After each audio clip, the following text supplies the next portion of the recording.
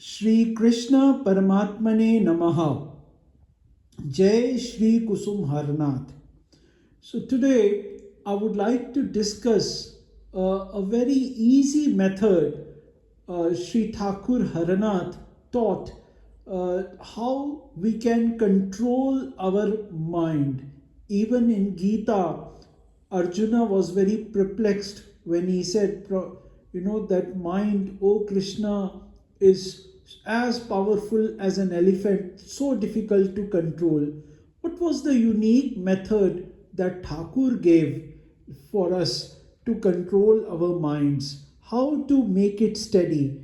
And he would often say that when your minds go out of gear, you should all congregate together and talk of his words. Thus, your minds will reach the proper destination and you will be free from any misgivings. Again, to another devotee, he said, confine your mind within a strong barrier. Water's nature is to run down, it can never stay still, but kept in a pot, it will ever stay there quite still. Mind in a like manner, if not kept confined within a strong enclosure, will run out. And just like Sri Ramakrishna, he would remind that two vast receptacles to receive the flow of the mind are women and gold, Kamini and Kanchana, that is, lust and greed, and the former is more powerful than the latter. So he would say that though it is very difficult to control, rather the easiest way to control the mind, as stated by Thakur Haranath, is says the wandering of the mind is not an obstacle in pursuit of spiritual sadhana, provided one makes the Lord as the center of one's thoughts. Beautiful.